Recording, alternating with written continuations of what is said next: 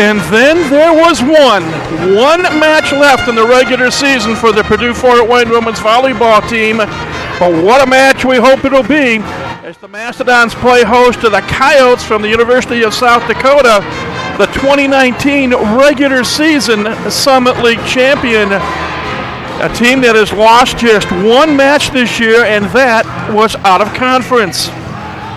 Good afternoon, everybody. Along with Purdue Fort Wayne head men's volleyball coach Ryan Perrott, I am Mike Maz.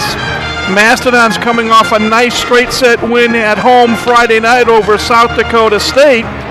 Their 11th win in conference play this year, and their 17th win overall. They are 17-12, 11-4 in the league. And as we mentioned, South Dakota, they are 26-1. They are 15-0 in Summit League play. They have won 23 matches in a row, and they are going to try to duplicate a feat that was accomplished last year by Denver, and that is going undefeated through the entire Summit League regular season. Purdue Fort Wayne is warming up on the court right now, the alternate 5-minute sessions. And we are looking forward to an interesting match here this afternoon. It's not only the final regular season match for Purdue Fort Wayne, it is the final regular season match as a member of the Summit League, because as I think we have mentioned all season long, next year Purdue Fort Wayne goes to the Horizon League. Now, Mastodons have qualified for postseason play. Next week, they will travel to Denver to take part in the Summit League postseason tournament. Whether they will be the 2 seed, the 3 seed, or the 4 seed remains to be seen. But we shall see what happens this afternoon. These two teams met in Vermillion earlier this year on October the 20th. And though the Coyotes came away with a straight set win, 2 of the matches were close, and 25-22 in the first set, 7-25 in the third. So we will see how things develop this afternoon. It is also Senior Day. And after the playing of the national anthem, there will be 3 seniors that will be honored for their efforts here at Purdue Fort Wayne University, and we'll go through that here as we go along.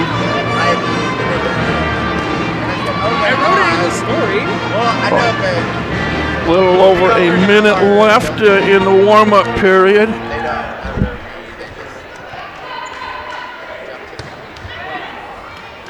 Big day, as we said, for the 3 seniors. I thought I said. Yeah, you did.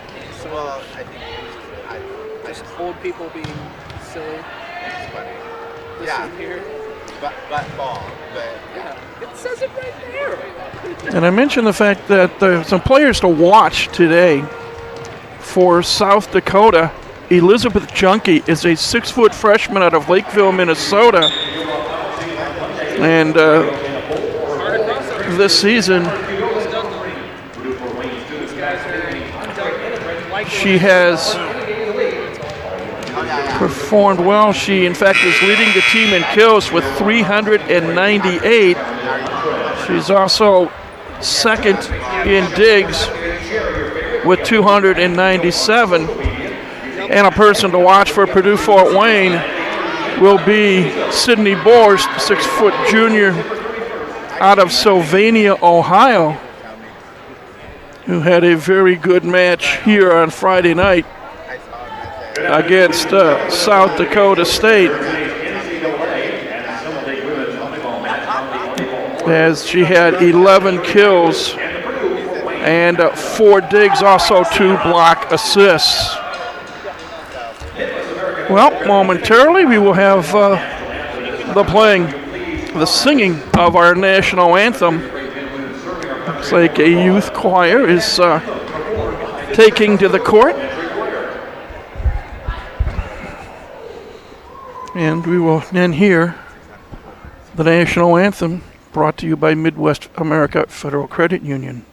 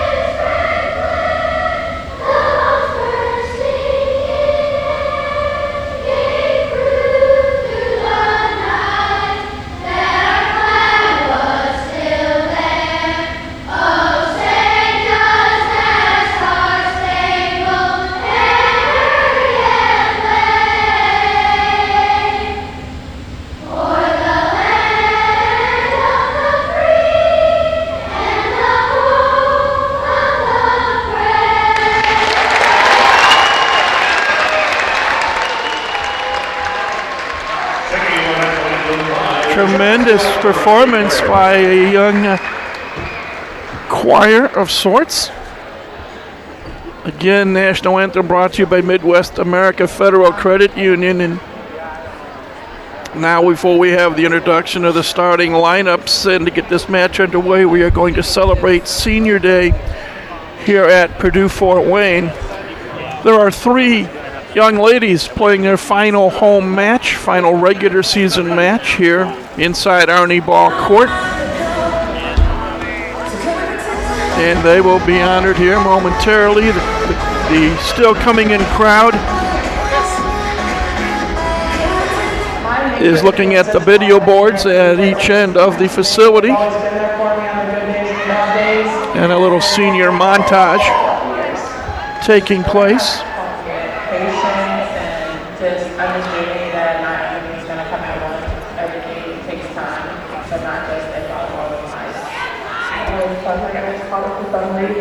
So I really wanted to come here to play here and see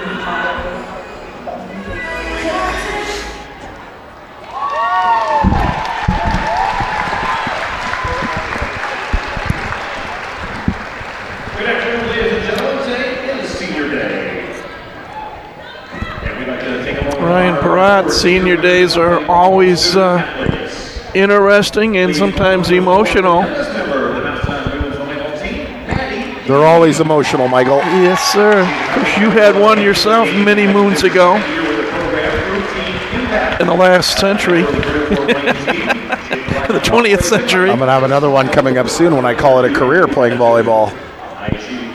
It is a tough evening, but it's also an exciting evening. Mm-hmm. Exciting because of the fact that you get to look back on a storied career. Obviously, the 3 players that will graduate from Purdue Fort Wayne. And the excitement, of course, of what lies ahead and moving forward. A 4th member of the team, if you will, is Maddie Dean. And she's accompanied by her mom, Angela. She's in her 2nd year with the program through Team Impact. And she has provided much inspiration and plenty of smiles with her positive energy and good attitude. She's a high-achieving student and a talented artist, and she aspires to be an attorney. Next up is Jabria Green, a native of Fort Wayne. She's joined by her mom, Yolanda, and her brother, Keith. Plagued by injuries throughout her career, she has played in just 36 matches, but she has collected 101 kills. She's also earned a place on the 2018 and 2019 Summer League Academic Honor Rolls. She'll graduate this spring with a degree in sociology and a minor in human service and women's studies. Honoree number 3 is Sandra Huvels from Rhine, Germany, joined by her parents Andreas and Heike, her brother Marco, and former Mastodon standout Laura Douglas Stiegel, who made the trip from Florida for this event. Sandra has had 191 kills and 150 blocks so far in her 2 seasons with the Mastodons. Also earned a place on 2018-19 Summit League Academic Honor Roll. She'll graduate in December with a degree in psychology. And the final senior recognized is Elizabeth First from Arlington Heights, Illinois. Her dad and mom, Jeff and Diva, and her brother Mike here. She's played in 115 matches to date and comes into this match with 823 kills, 253 digs, and 213 blocks. She was on the 2019 Cougar Classic All-Tournament team. Earned a place on the 2016-17, 17-18, and 18-19 Summit League Academic Honor Rolls, and also the 2018-19 Summit League Commissioner's List of Academic Excellence. She'll graduate in the spring with a degree in elementary and special education. And those are the seniors being acknowledged by the fans here inside Arnie Ball Court. Ladies and gentlemen, seniors and their parents and family on hand here today at the Base Center. And once the floor is cleared, we'll have the introduction of the starting lineups brought to you by Evans Toyota. Start your life in an Evans Toyota Camry today. For the visiting Coyotes from the University of South Dakota, again, 26-1 on the season, 15-0 in Summit League play. On the outside will be Sammy Slaughter, a 6'1 junior from Harrisburg, South Dakota. The center is Madison Juergens, a 5'9 sophomore from Odell, Nebraska. We mentioned Elizabeth Junkie before. She's on the outside, a 6-foot freshman from Lakeville, Minnesota. In the middle, Madison Harms, a 6'2 freshman from Sergeant Bluff, Iowa. On the outside, Elizabeth Lakshin, a 6'2 senior from Omaha, Nebraska. The libero is Ann Rasmussen, a 5'4 senior from Oak Creek, Wisconsin.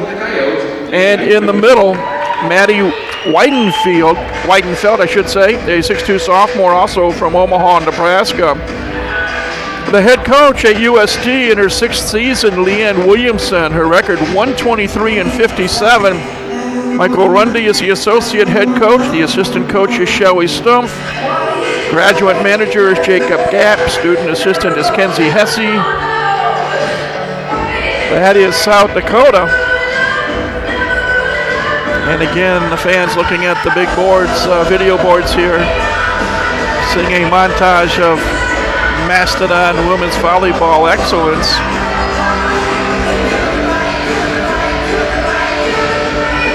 And then momentarily we'll bring you the starting lineup for Purdue Fort Wayne University.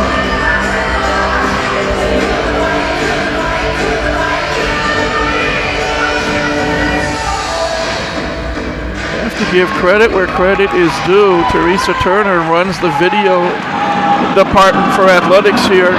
Does a whale of a job. And now here is the starting lineup for the Purdue Fort Wayne Mastodons. Ladies and gentlemen, Mastodon fans, on your feet here today, starting lineup. From Brunswick, Ohio. The libero is Rachel Cruces, a 5'2 freshman from Brunswick, Ohio. In my opinion, should be freshman of the year in the Summit League. In the middle, Jabria Green, again a 5'11 senior from Fort Wayne High School. The setter will be Maddie Gates, a 5'9 sophomore from Grand Rapids, Michigan. The opposite is Elizabeth First, 6-foot senior from Arlington Heights, Illinois. On the outside, Katie Crow, who leads the team in kills and service aces. Katie, a 5'10 junior from Leo, Indiana. In the middle, Zandra Huvel, 6-foot senior from Rhein, Germany. And on the outside, Sydney Schiller, a 6-foot freshman from Battle Creek, Michigan. Head coach for the Mastodons is Steve Florio, finishing up season number 6. His record is 80-108, assisted by Jasmine Fuller with Mitch Baumgartner, the graduate assistant coach. Our officials for this Sunday afternoon match. The up official is Eric Woman, the down official is Dave Sines, and the linesmen, Jake Linder and Tracy Yeasel. Mastodons wearing great jerseys with black and gold trim, gold numbers trimmed in black front and back, Mastodons in white on the back, Mastodon logo on the front, black shorts. South Dakota, with the exception of their libero, white jerseys, red numbers front and back, black shorts, South Dakota in red across the front, and the respective liberos, Rachel Cruz is wearing a white jersey, and the libero Ann Rasmussen wearing a black jersey for South Dakota. Coyotes have won the toss. They will serve first. It is Madison Juergens with the serving honors, and this match is underway.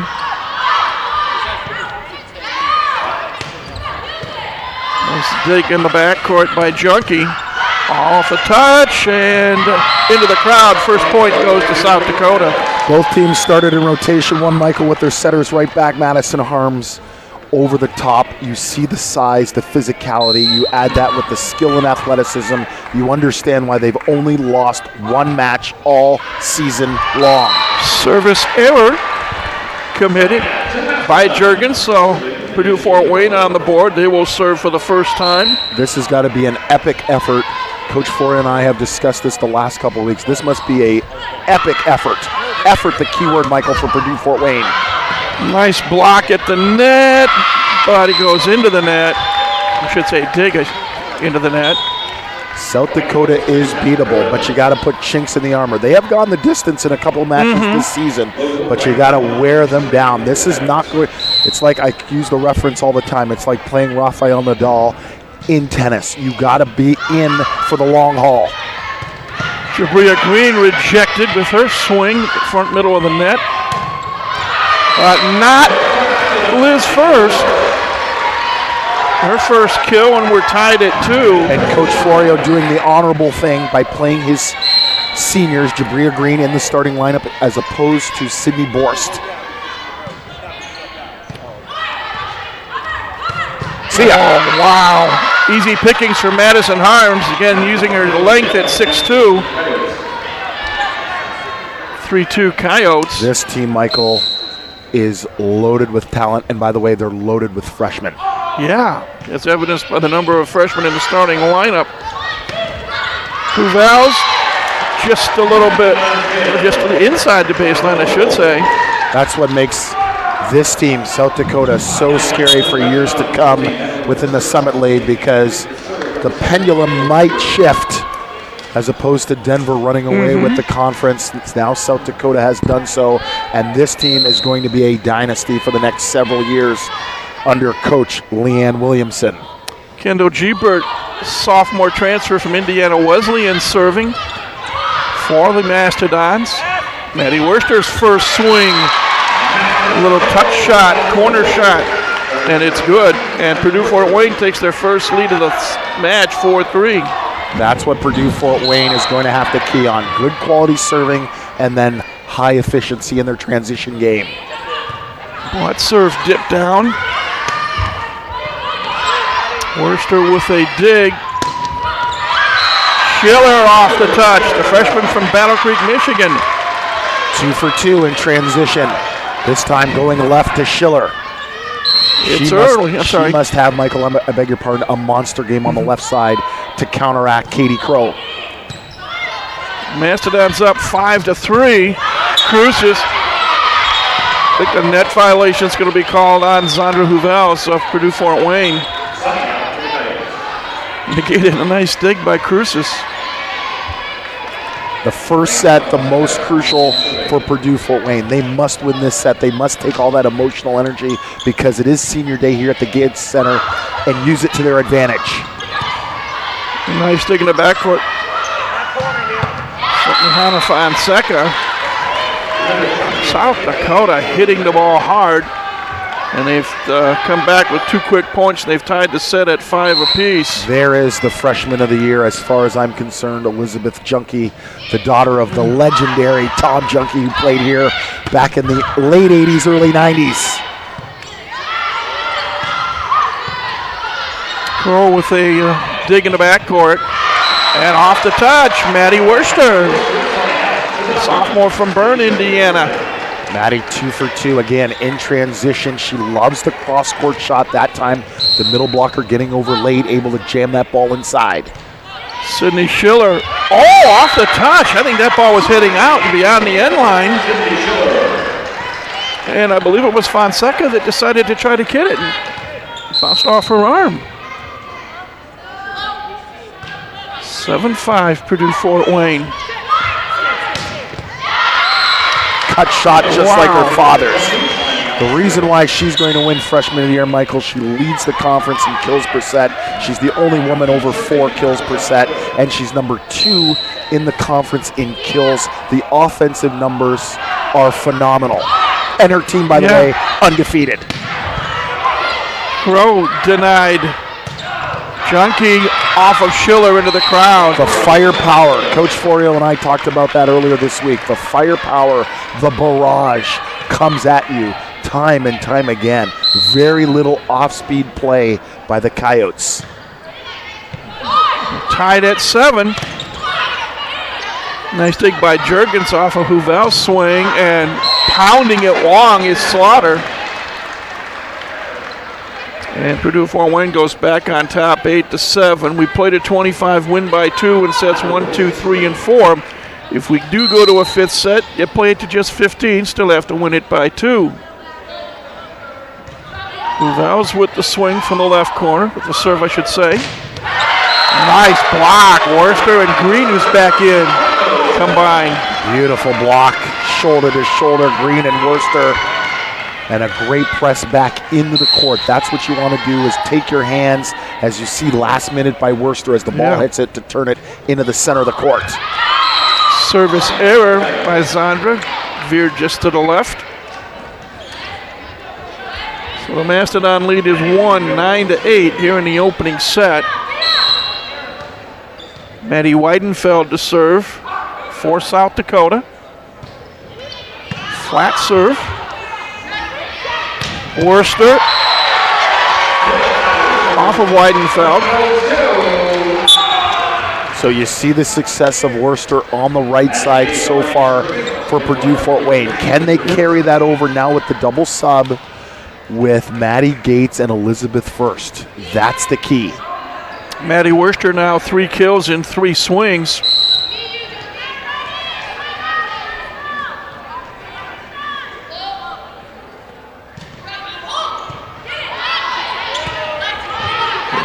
Junkie, miss hit. An attack error, a rarity. Don's got lucky there. Yes. Not one Mastodon player went up to block. They were all mesmerized by Junkie. Well, again, they don't tip, they don't roll often. South Dakota, they're going to tee off. Partial block, are they going to call a lift? Yeah. The right call by our head official, Eric Wilmon.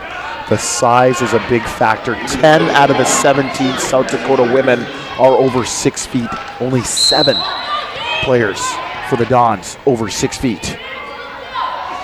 Madison Jurgens now with the serve. And I think they're going to call a net violation on South Dakota. Number 12, Elizabeth Lotion, into the net. Point in possession, Purdue Fort Wayne, they're up 3. Katie Crow, the best server for Purdue Fort Wayne, does her thing. Long, just long, the swing by Sammy Slaughter. That ball was touched off the hands, Michael. Okay. Beautiful shot there. Ryan's person had called it out, but Eric Beaumont, it was right in front of him. And I heard it from here. Clear touch. I wasn't arguing with him. 12-10. Weideman serving. Green off the arm of Jurgens. Jabria Green, when healthy, can really do some special things. She has a wonderful vertical, good athleticism in terms of her movement. She's just been hampered by injuries in her career. But you see the elevation there to go over the top and deep into the corner. Nice dig by Crow. Boy, South Dakota keeping it alive.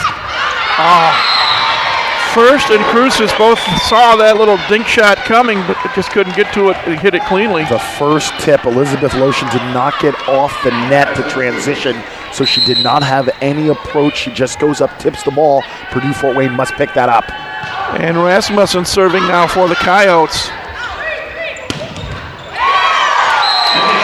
Schiller off the touch. Michael, the Dons passing beautifully so far. Their serve-receive game exquisite here early as they maintain this 3-point advantage. 14-11. And Gebert comes back off the bench to serve. Again, the double sub. The reason why you do it, it keeps 3 attackers in the front line at all times for Purdue Fort Wayne. The center will always come out of the back row. Oh, they run up inside. Wow. Elizabeth Junkie. I had an opportunity for the first time in my career here at Purdue Fort Wayne /IPFW to meet her father a year ago at the ABCA convention, the Women's National Championships in Minneapolis. And it was an honor and a privilege for me to do so. Worcester off the touch, picks up kill number 4, and he played here. Tom Junkie played here. In fact, he was on that first men's volleyball team that went to Hawaii, the national championship 1991. Tom Junkie, they beat Ball State in Muncie, Indiana, and he buries a 31 ball in A-set to put Purdue Fort Wayne, at that time, Indiana Purdue Fort Wayne, into the championship. Weidenfeld gets the kill off the touch. He was a very special player, and you can tell the athleticism and the volleyball IQ and skill level have carried over to the daughter. It'll lead me to a probably idiotic question here momentarily. Crow with the dig. Worcester kept alive. Weidenfeld off the touch, off the hands. It was almost a delayed quick attack that time because Gebert was already dug in for something hard. It got deflected at the last minute and went over the top of her hands. 15-14, Macedon lead is just one. Junkie to serve for South Dakota. Long? Clip the line. Oh, just inside. Coyotes have had several chances to tie the set, and they've been thwarted just about every time. Houvels will serve at 16-14.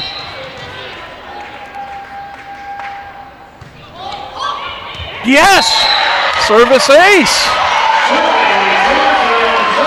And for Zandra, that is her first service ace of the season. Came at a great time. Her last regular season match of her career. She will serve again. Oh, wow. Easy pickings for Sammy Slaughter. Your question, Michael? If Tom Junkie played for then IPFW, did Steve have any shot at trying to bring his daughter here? Oh, that I wouldn't know. That's a question, obviously, you got to ask. The Junkies now live in Minnesota, so obviously close to South Dakota. That's true. Probably an easy trip for them. I know the growth, as he and I discussed a year ago, the growth of boys volleyball as a state-sponsored sport up in Minnesota is happening and growing really quick, and he's involved with that. I think that fact, was it 2 years ago when that got passed? That is correct, Michael. For boys volleyball in Minnesota? But in terms of the recruitment that I could not I could not answer. Just a curious thought. Maddie Gates serving at 18-15. But Michael, to answer it, as the ball was attacked on too beautifully there by Juergens, sometimes it's very difficult for a son or daughter to play at the same institution that their parents did, especially when their parents were superstars or really good athletes. That's a very special thing to have happen. True. Crow rejected. Jasso at the net. Cruces comes up with the dig. Oh, touch shot. Green Scramble throws here. it up. Defensive return by Cruces. Free ball chance. Coyotes, look out. Green with the dig. Schiller off two hands. Perhaps the longest rally of the set thus far.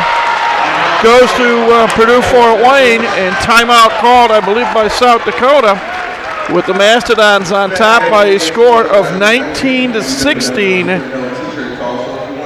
Back and forth that last play went. Nice turnout for senior day here inside Arnie Ball Court. A gorgeous crowd on hand, Michael. Beautiful weather, beautiful people here at the Gate Center. Now, as I told you earlier in the week, almost all the snow has disappeared. I'm hoping to tee it up tomorrow or Tuesday. I'm going to get one last round in. It's not going to be that warm, Michael. As you get a look at a lot of faces right now, happy faces in the crowd.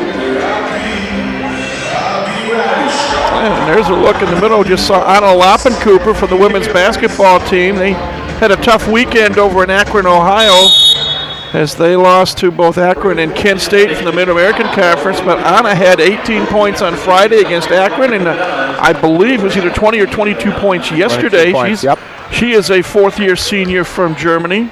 She's off to a really good start this season. She had a monster game yesterday.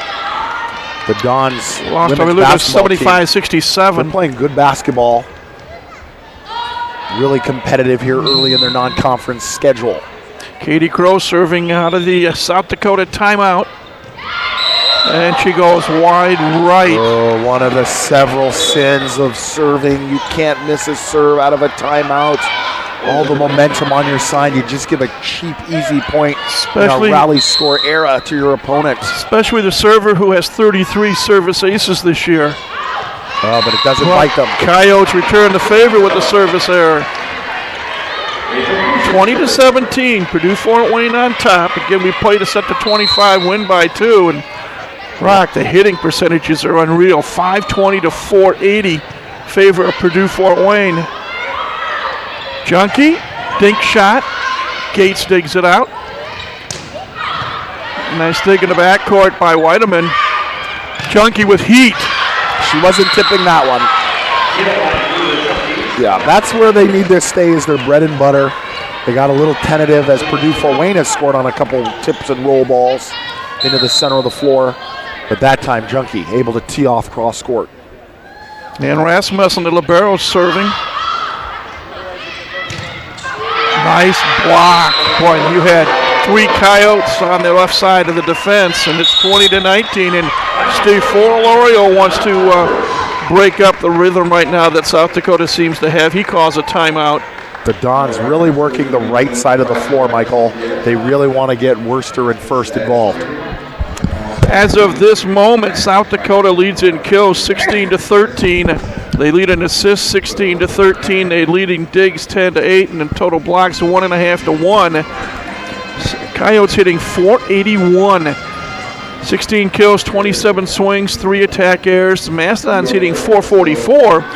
13 kills, 27 swings, just 1 attack error. Mastodons have credited with 2 service aces. Each team has committed 2 service errors,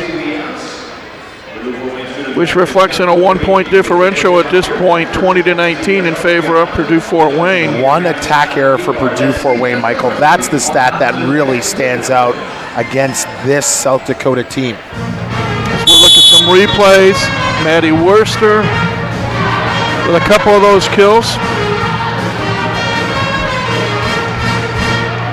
That was Sydney Schiller from the left side. Players back on the court. Again, Mastodons 20, Coyotes 19. Ann Rasmussen, the 5'4" senior libero from Oak Creek, Wisconsin, serving. Trouble on the pass. Yep. Boy, good hustle dig. Here's Junkie going deep, but Crow there for the dig. Schiller rejected.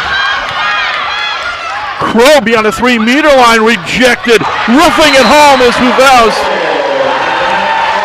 Right place, right time as that ball just slithered over the top of the net. Very surprised that South Dakota only blocked 1 on the pipe set by Crow as opposed to getting up 3. That's a hard-driven ball. The ball ricocheting off the defender towards the net.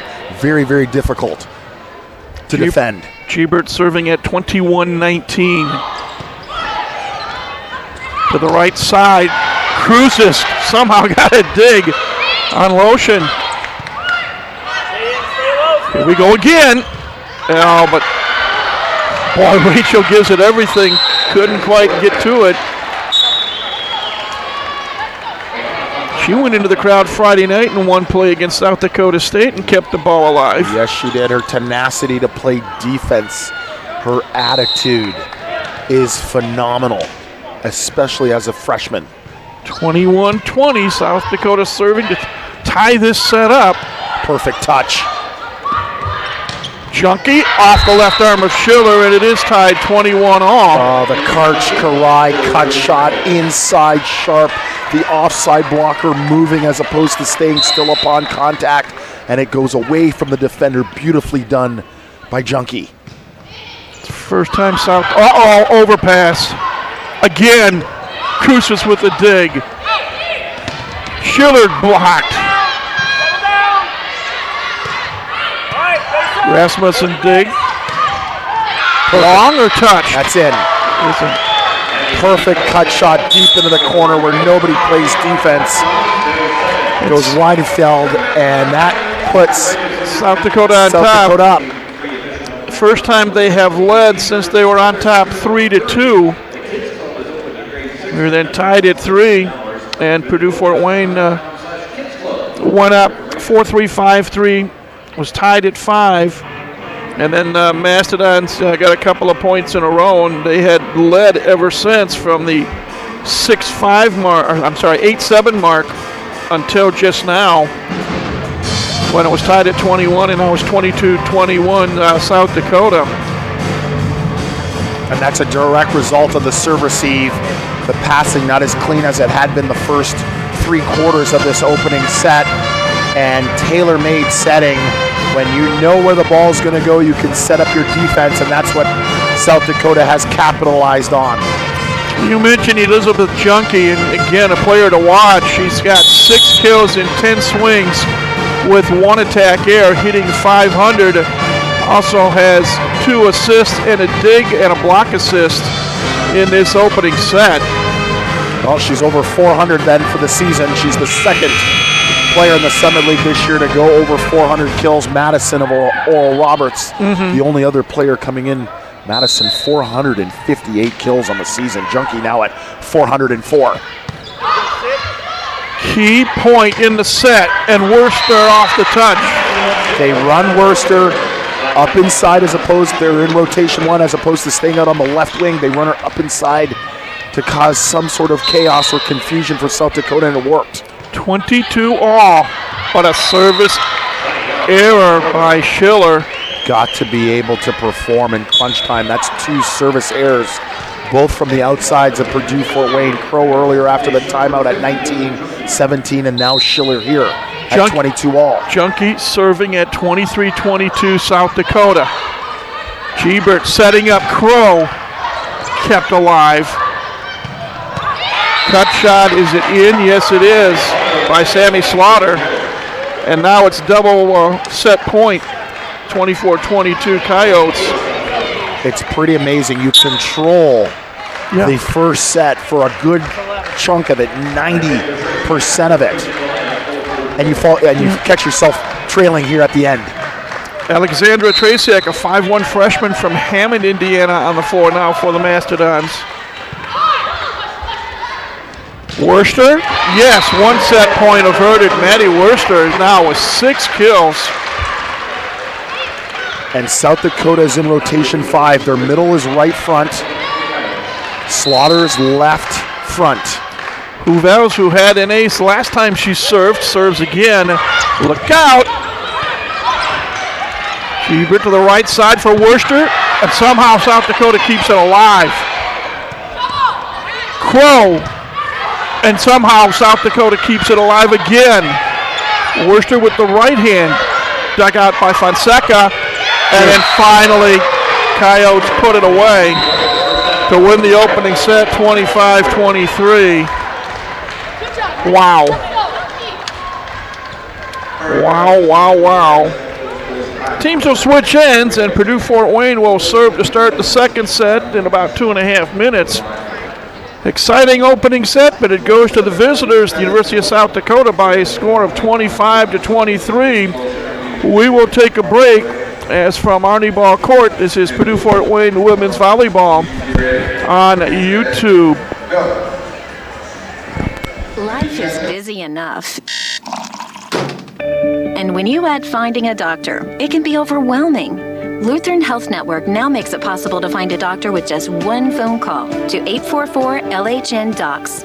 1 call lets you schedule an appointment with one of more than 50 primary care providers in our network. Just call 844-LHN-DOCS. Finding a doctor with just 1 call? That's life, powered by Lutheran. Lutheran Health Network includes physician-owned hospitals. In its 4th decade, the Summit League continues its ascent through excellence in the classroom and success in the field of play. In cities big and small, at public and private universities, more than 120,000 students across 9 institutions reach for the summit. From academic All-Americans to NCAA champions and nationally ranked teams, Summit League student athletes achieve the pinnacle of success. The Summit League, where tomorrow's leaders reach the summit today.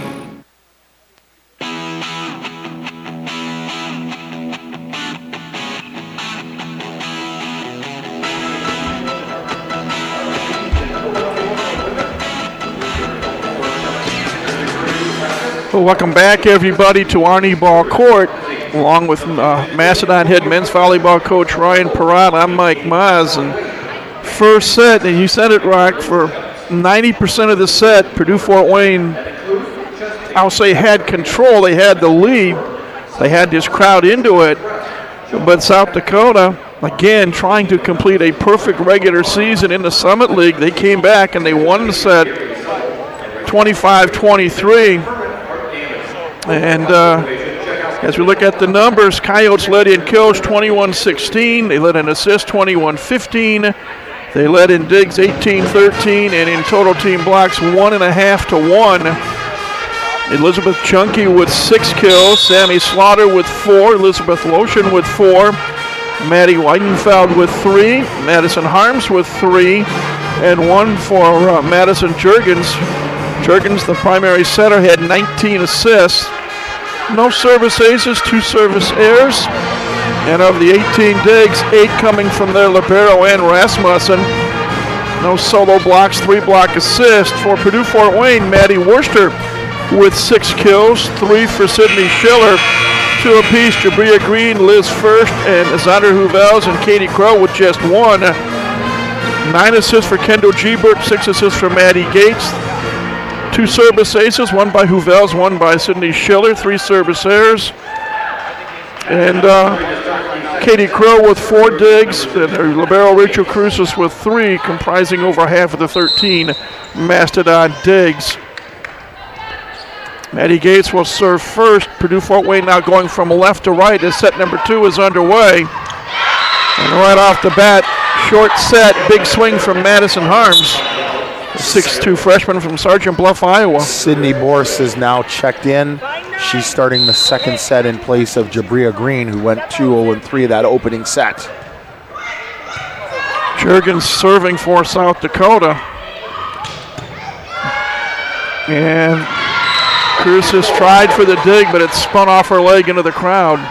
It is a disheartening opening set if you're Purdue-Fort Wayne. You control 95% until the 20-point mark. 2 service errors. You couldn't handle the ball. You had a couple transition point scoring opportunities that you tipped or rolled. And give credit to South Dakota as that ball lands on the roll shot by Crow. Give South Dakota credit, and all great teams do this. They find ways to win, and that's exactly what South Dakota did that opening set. Katie Crow, the junior from Leo, now serving. Inside. Oh, South Dakota said no. Line judge rules it in. And Eric Beaumont, our up official, says it's a service ace. Now tied at 2. Boy, Juergens ran a long way. Who's going to get it? A little bump return by Juergens. He just picked off a dig. And Sydney Borst makes her presence felt with her first kill of the afternoon. You can watch it on film, but you're playing that opening set against a different middle. Now you have a little bit more variety with Borst, who can move the ball around and is really quick off the floor and with her arm swing. Mentioned she had, I believe, 11 kills Friday night against South Dakota State. The offense of South Dakota, Michael, I like. They don't keep everything out on the pins like most women's volleyball teams traditionally do. They run them up inside off of servicing because as a defender or a blocker, you're so accustomed to going out to the pin to block. They bring him up inside, and they're well past the attacker by the time they make a blocking move. South Dakota keeps it alive. Junkie dug out by Crow. Boy, South Dakota covered a lot of ground. There's Junkie, yes. Picking up her 7th kill. Coyotes take a 4-3 second set lead.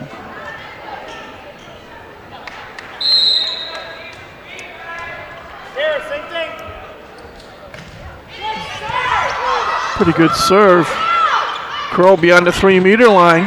Juergens will dig it out. Junkie. How about that? Wow, even though Borst and First were setting up for a double block as Steve Floyle calls a timeout, his team now trailing this second set 5-3. Junkie found a way. out of system, Michael. That's the difference. Crow whacks the ball over the net. The setter has to play the first ball, Madison Juergens. Then the libero steps in, puts up a beautiful out of system ball, and then the tee off on the left side. We mentioned South Dakota has just one loss. That was back on September the 3rd at Iowa State. The Cyclones got the better of them, winning in straight sets. That was Labor Day weekend. And that's it. As they not lost since. In fact, time to take a quick count. 1, 2, 3, 4. 4 times they've been extended to 5 sets this year, but they've won that 5th set each time, including Summit League wins over Omaha, Denver, and North Dakota State. And they've beaten the Pioneers twice, and by virtue of their tremendous regular season, they'll go into the postseason tournament next weekend in Denver as the number 1 seed, and perhaps more importantly from South Dakota's standpoint, they'll get to host the 2020 Summit League Women's postseason tournament. And off the touch, Liz First comes up with the kill. When you think about that, Michael, the 2 matches that they went 5 in conference were on the road. Yeah. They have not lost a match in 2 months of play, which is unbelievable. And they're approaching 3 months, because if they win the Summit League, then they start the tournament, the national tournament, the first weekend in December. Think about that. All September, all October, all November. That's 90 days of volleyball without losing. That's outrageous. 6-4, Huvel's dug out by Juergens. Off the touch, Crow keeps it alive. Double axe handle. Oh, and a miss hit by Sydney Schiller.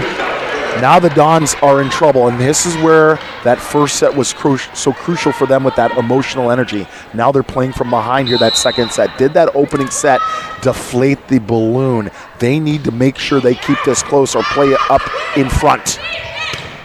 Liz First with her second kill. And in order to do that, they're going to have to slow down this juggernaut of an offense. Aaron Johnson, our great sports information man over here. That opening set, South Dakota had 21 kills on 37 swings. Madison Juergens had 19 set assists out of 21 kills. That is also outrageous. Let's see what happens here. One dig, here's Schiller. Rasmussen digs it out. Again. And a fortuitous break hitting the tape and then the hand. Junkie will get credit for kill number 9. The reason why I call that the Karch shot, Karch Karai, the greatest volleyball player of all time, that was his patented shot to hit the ball. If the ball was a clock, you can cut it at 9 o'clock. And all that side spin was so effective offensively. And South Dakota controlling it right now. Worcester tried to get it across, but that's dug out. Unfortunately, Leanne Williamson blocking my view. Well, the set was too far out on the backslide. It caused the error there by the middle, Maddie Wedenfeld. So that's trailing now 8-7 as they just get another point off a good serve by Schiller, the freshman from Battle Creek. They stack here to the left in rotation 4. Wow. And Weidenfeld that Easy time on the chickens. backslide. You knew she was going to see the ball that second time after the first one went into the antenna. As an offensive attacker, it's one thing to hit the ball square all the time. It's another thing to be able to move the ball around into the square by hitting the ball on its side, over the top, and below it. Katie Crow off the arm of Mahana Fonseca. And for Katie Crow, that's just her 3rd kill of the match. The great Cuban Maria Luis of the 1990s. She was that player. She can hit the ball as hard as any human being on the planet, but she also massaged the ball, Michael. Hit it flat, side spin, left, right, underneath. That's why she's one of the all-time greats. Rachel Crucis with a service there that gives South Dakota a 10-8 lead And Maddie Weidenfeld to serve. And just a defensive return by Crow, but it does cause a couple of problems. Worcester? Yes! Maddie Worcester with kill number 7. What I was about to say before that point even happened, Michael, you can tell now how relaxed the Coyotes are after that first set, weathering the storm. And you can see on the Purdue Fort Wayne side now the tenseness that has crept in. They were loose that opening stanza as that ball was jammed perfectly by Juergens. They were so dialed in and focused because of that emotional energy of senior day, but you can tell now how intense and more stress they have on their side of the floor after losing that opening set. Juergens serving at 11-9, South Dakota. Oh, what a block by Harms off of Sydney Borst. She's second in the conference in blocks per set at 1.31. That's a beautiful one-on-one move there. You show the attacker that they can cut the ball back and then last minute put your hands to your right. Was it touched or was it long? I think it was long. Yeah. Come on, do it again. Do it again, Mark. And it's 13-9 as South Dakota's opened up a 4-point lead in this second set. When you're a really, really, really good volleyball team and you've weathered the storm and you begin to relax and play volleyball, it's a thing of beauty. Crow goes wide left, I do believe. And what happens when the good team starts, the really, really, really, really, really good team starts to relax, your opponent starts to make errors, and that's what you're seeing here this second set from Purdue Fort Wayne. Let's get a little hypothetical. Sure. As Purdue Fort Wayne cost their second time out of this set, trailing 14-9. Obviously, South Dakota's had a tremendous year. Yes. Let's say they win the Summit League tournament, they go into the NCAA tournament. Yes. How might they fare against some of the juggernauts like a Texas, like Pittsburgh, like 7 Big Ten teams who are ranked in the top 25? The question for the committee is, if they do hold out and win, where do you rank them? Because are they a 12 seed? I don't think so. I don't think they're a low seed. I think you got to place them higher, maybe a 9, maybe a 10 seed. That avoids the heavy juggernauts. I think South Dakota could go at least 2 rounds, if not more, but it depends on the matchup. And because of the regionalism of the committee and how they structure the teams and where they play, that's going to be the big question mark. Yeah, because for South Dakota. For Big Ten schools, for example, South Dakota, you got Minnesota, you got Wisconsin, both having good years. Maybe Nebraska. You got Nebraska right there. All 3 of those states bordered, right near South Dakota, not too far from it at least. But it'll be interesting to see how things shake out. Barring a miracle, for sure, Texas and Pittsburgh will be one of the top 2 seeds because they're 1 and 2 in the nation. 3 to 4 will still be determined. Rasmussen with the dig off a first swing. Gates will set up Liz again, a little dink shot. Oh, Juergens comes up for the dig. Here we go again. Another dig by Juergens. A lengthy rally. Still in progress. Nice block that time by Borst. Chunky from beyond the 3-meter line denied. And first goes long. Point goes to South Dakota. And now they're winning the extremely long rallies, which gives them even more confidence on the volleyball court as Purdue Fort Wayne scratches their head to figure out what it is they need to do to put the ball away. Purdue Fort Wayne looks like Baylor in the second half last night against Oklahoma. Crow, touch shot.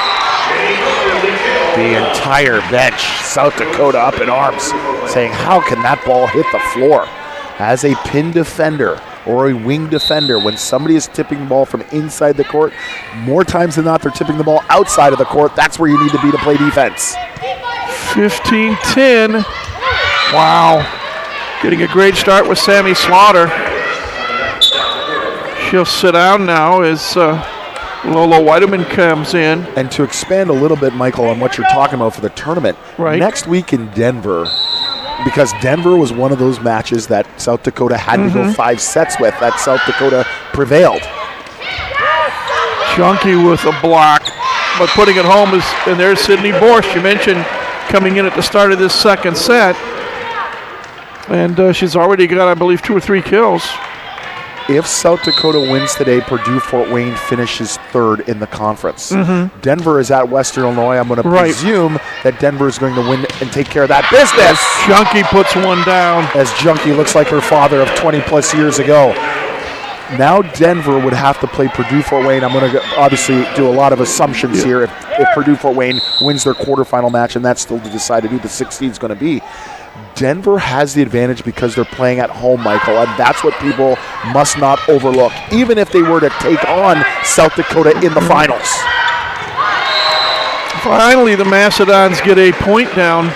Because if you don't think that what's going through the Pioneers' mind from a year ago, losing on their home floor to South Dakota won't have a big impact, if, again, this is a big if, they should meet next Sunday for the Summit League Championship, you have another thing coming. It will be epic if that is indeed the case. G-Bear with a high, deep serve. Maddie Weidenfeld, the 6'2", sophomore from Omaha. If you're Purdue-Fort Wayne here, you got to battle. You got to get some confidence going here. You got to get some mojo back here. You got to get some energy, something positive to work with here. Number 1 for this match and number 2 for the tournament. 18-12, South Dakota on top, and boy, Purdue-Fort Wayne having trouble just getting it across. Junkie through a double block.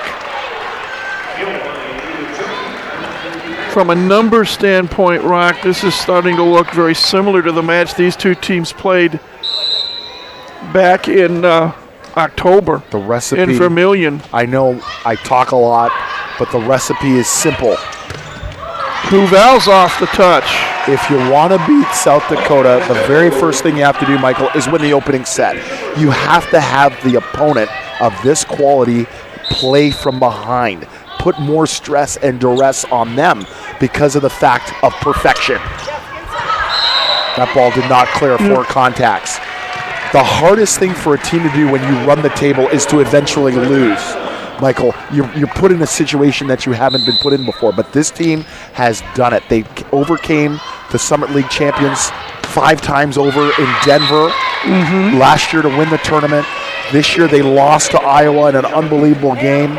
Earlier this year, you've gone 5 on the road twice in your conference. They've experienced a lot of things, but they need to play from behind and feel that pressure of, oh my goodness gracious, our perfection might go down the toilet. Coming in to serve is Pamela Suluaga, a 5'8" senior from Bogota, Colombia. Worcester eventually off the touch. And look at the hustle. Yeah. South Dakota, relentless in their pursuit of the volleyball. Even up 6 points, now up 5 after that one. Yeah, 20-15. Rachel Cruces will serve for the Mastodons.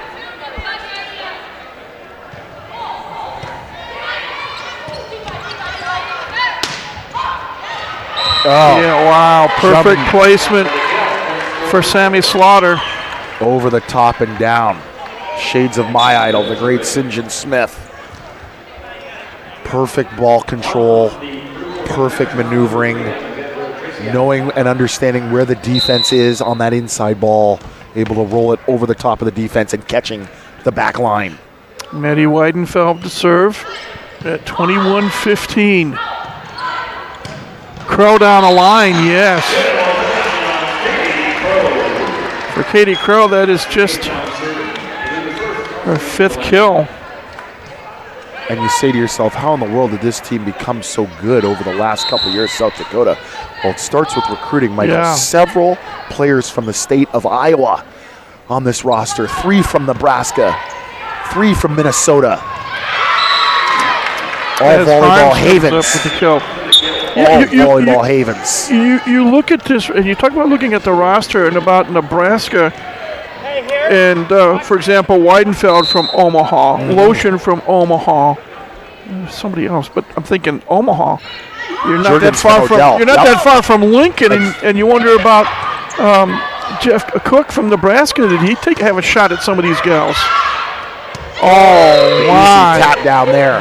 Well, and the answer to that is probably, but you got to think about it, Michael. If you're not going there to Nebraska, if you're not going to go to Creighton, which is downtown, another great top 25 program, hey, now I have an opportunity. Maybe I'm going to Omaha, Nebraska, or maybe I'm coming here.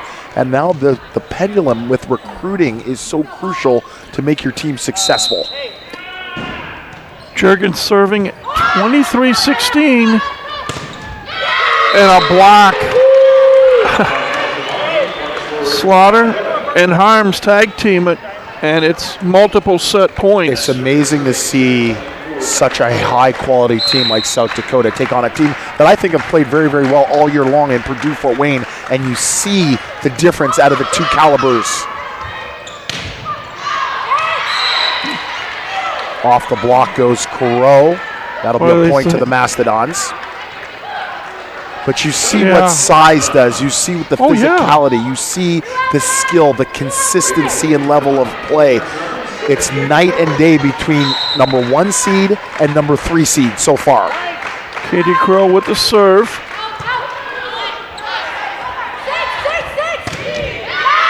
Through the block.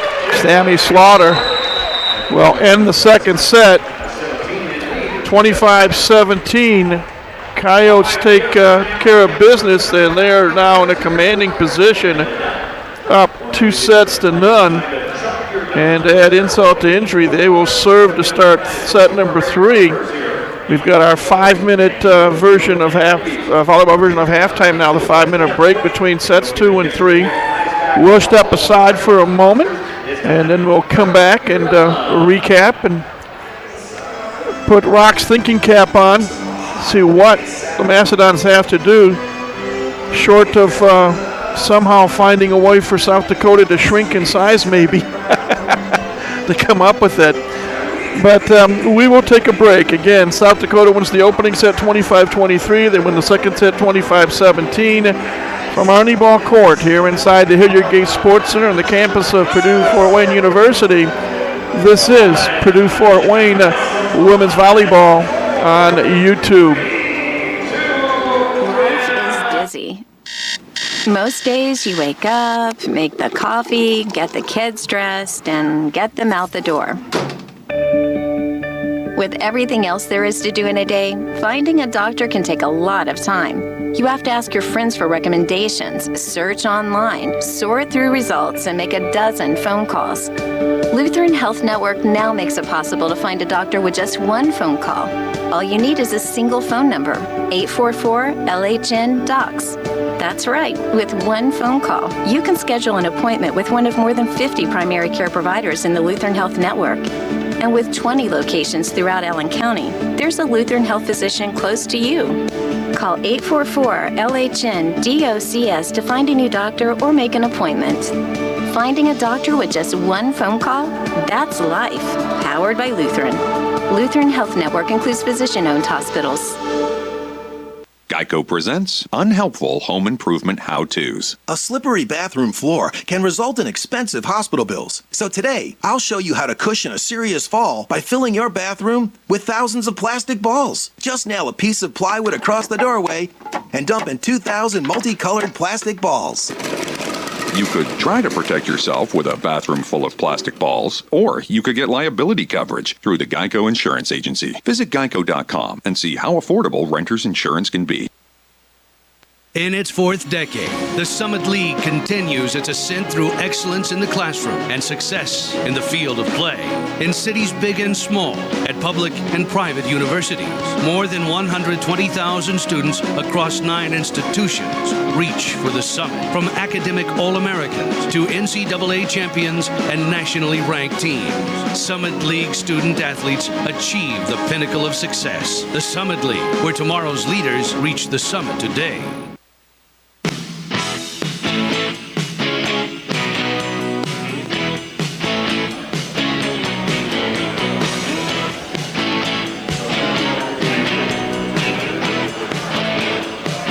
Welcome back, everybody, to Arnie Ball Court. And through 2 sets of play, the University of South Dakota has hit Purdue Fort Wayne with their best shot, coming from behind to win set 1 25-23 and easily winning set 2 25-17. So they are up 2 sets to none.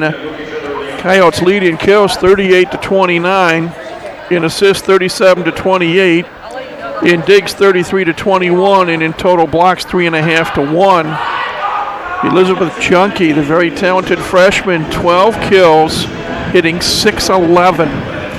8 kills for Sammy Slaughter, 6 kills for Maddie Weidenfeld, 5 apiece for Elizabeth Lotion and Madison Harms.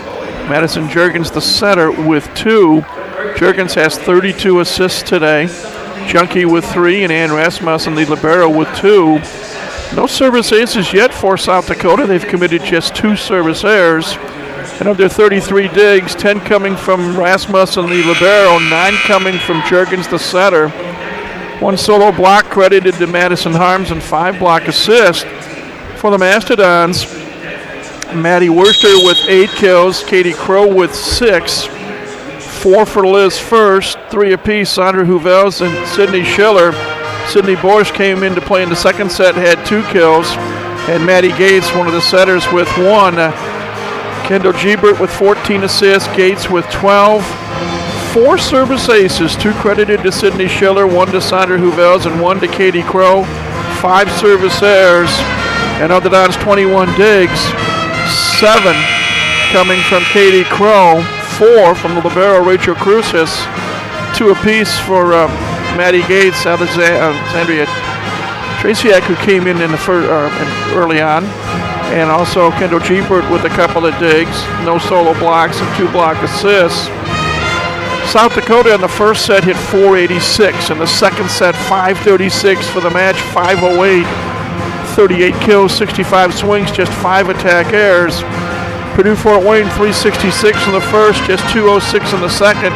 A composite .293. 29 kills, 75 swings, and a somewhat respectable 7 attack errors. And it'll be Madison Juergens, their 5'9" sophomore setter from Odell, Nebraska, to serve to start set number 3, as South Dakota going from left to right. Worster dug out by Juergens, but the dig goes wide left. Can Purdue Fort Wayne continue to set Maddie Worster the ball? Now 9 of 13, no attack errors. The left-handedness has caused so much fits for South Dakota. And Purdue Fort Wayne must run more middle if they pass the ball. Oh, little dink shot by Madison Harms. Katie Crow or Worster have got to get over and play that tip ball. Serving, Purdue Fort Wayne with 4 service aces, Michael, you would think that would be pretty decent, and that was the case early, but now their defense, they only have 1 block through 2 sets, and they're being outdug by 12. Oh my gosh, how did that get back over the net? The Crow got a break. Hit the arm of Lotion, hit the net, and spun to the floor. 2-1 Purdue Fort Wayne. And Maddie Gates, the sophomore setter from Grand Rapids, Michigan, to serve. The Dons must play with a lead here. And they need to make plays. Get this crowd re-energized. Boy, Gates just got that serve over the net. Get themselves re-energized. And unfortunately, ball hit one of the fixtures near the ceiling and came back into this crowd.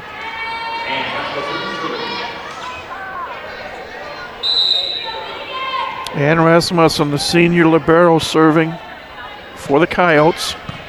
We're tied at 2 here in the third set. Rasmussen with a dig off a first swing. Cruces returns the favor. Partial block. Cruces keeps it alive. Oh, what an angle. Tough one for Liz First. Weidenfeld, wide right. Dons get a break and get the point. They got a big time break. Sydney Borst decided to set the second ball as opposed to Maddie Gates there. She pushed the ball well past the antenna. First able to keep the ball in play, causing the unforced error. 3-2 Purdue Fort Wayne. Katie Crow with the serve. Lotion using her long arms. Again, one of several Coyotes above 6 feet. She's 6'2". Well, she jammed that one down to the floor like Giannis. That was easy.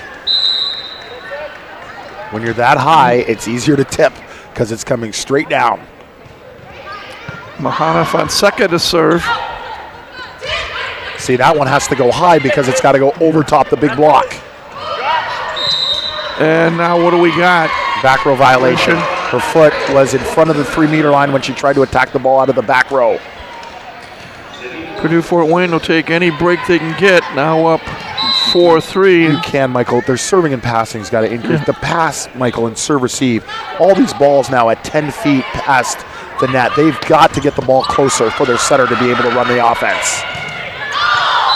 And unfortunately, the swing by First hit the tape, spun left, and stayed on the Purdue Fort Wayne side. Became a 4-hit situation. As Worcester has played well on the right side, Elizabeth First, after that hot start, that opening set, has come down to earth, only hitting around 100. Wow. Elizabeth Junkie just proved she's human. Committed a service She is that. I wouldn't have dubbed her any other way. But that is from time to time can be the problem with running a 6-2 offense. The fact that you have another setter come into the game with another opposite, it discombobulates the flow, and because of the success Maddie Worcester has had, Elizabeth First has not had that same success. Duval's with a block. Schiller. Rasmussen keeps it alive. Junkie too long. 2 straight points for Purdue Fort Wayne, and they're on top, 6-4. Kendall Gebert will continue to serve.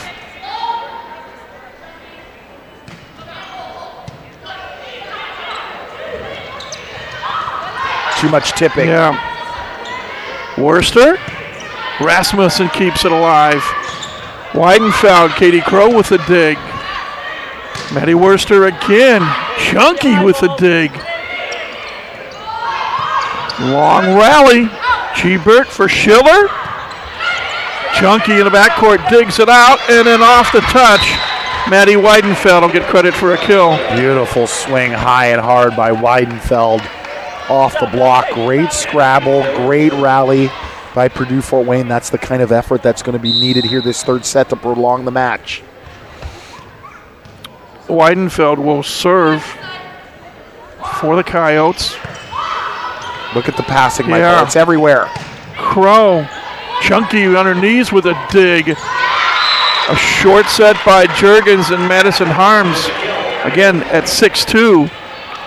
The middle blockers for Purdue Fort Wayne must not jump with the setter thinking she's going to tip the ball. They got to jump with the hitter.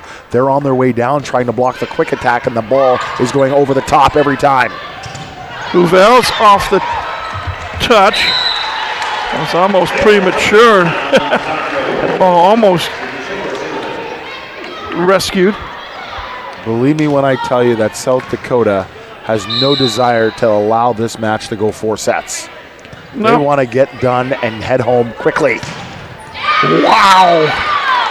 Slaughter with a bullet just past the ear of Rachel Cruces. And it's going to be a long bus ride. I saw the bus in the parking lot coming in back to Vermilion, South Dakota, which is about 52 miles west of Sioux Falls. Oh, off the face of Schiller. A serve off the face into the crowd. That's Madison Juergens who just performed that feat. But here's the benefit upcoming after this serve, Michael, for South Dakota. Worcester. Rasmussen, a nice dig on her knees. Gebert will set up Crow. Rejected. Wow. Lotion and Harms were right there. It's a perfect block. All 4 hands in sync, in unison. South Dakota knows they're going to play next Saturday in the semifinals. And that's the difference. They know they get an extra day off for rest. Worcester tried to return the favor, hitting it off the shoulder of Juergens. Purdue Fort Wayne, as the 3rd seed, will have to play on Thursday night 3 matches. They will go Friday, Saturday, and then potentially Sunday. Or Friday, Saturday. Yeah, you're right. I don't know, I was thinking Thursday, Friday, Saturday for some reason, but Schiller with a left arm keeps the ball alive. Crucis with an excuse me dig. And Sydney Schiller unfortunately mishits it into her side of the net. South Dakota 10, Purdue Fort Wayne 8 here in the third set. And timeout, I believe, called by Steve Florio. And where are the answers? Well, it's the answer is number one, start with individual play and elevating your individual play. That's where it starts. That's about leadership. You've got to increase your play individually. Number two, it's about competing. Don't think about the score line. Don't think about the set score. Play to compete point for point. Michael. That's harder said than done, though. Michael, you're absolutely right. And the perfect example of that, I was just watching the ATP Finals in London this week. My idol, Rafael Nadal, the best athlete as far as I'm concerned on planet Earth today because of his grit and grind, is down 5-1 in the third set. He was down match point, I believe. And he was down match and comes back to win 7-5. I forget all of a sudden his opponent. I want to say it was Dominic Thiem. It was not Thiem. Oh, it was the finalist, Medvedev. It was the finalist of the U.S. Open, Daniel Medvedev, up. And what happens? The grinding, point per point per point. Nadal does not play the score. He plays every score as if he's on break point. It's unbelievable to watch that grit and grind. That's what you have to have as an athlete. That's what Purdue Fort Wayne needs to do here this third set. He may be the best conditioned athlete in the world. One of. There's no doubt about it. Listen, when Connors played, people never thought you'd see a man compete like Connors. Yep. And then here comes Rafael Nadal. And it's across all lives of sport. Great competitors are unbelievable. Sydney Boers. Nice set by Gebert out of the timeout. And of course it stands out because it's an individual sport, the unbelievable play in tennis.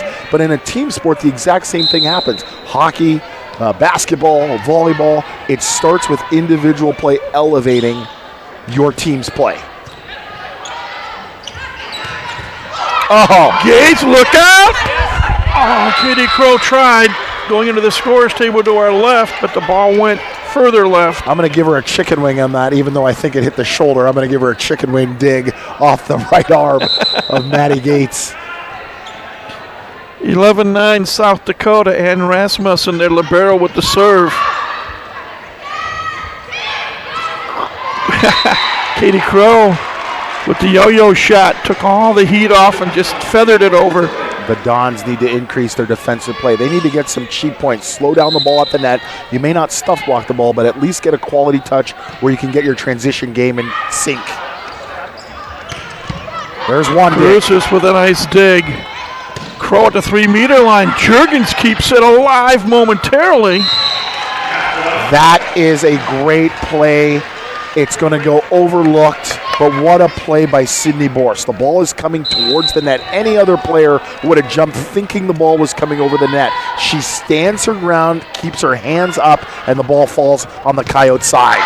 Borst with a block of Weidenfeld, and guess what? Purdue Fort Wayne is taking a 12-11 lead in this third set. Increase individual play leads to increased team play.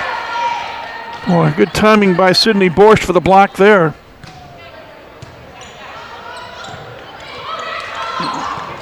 South Dakota had trouble getting it over. Junkie tries to go deep. Crucis there for the dig. And that'll be a Macedon point off the touch. The Dons stepping it up. First the quality serving of Crow, and then the defensive work.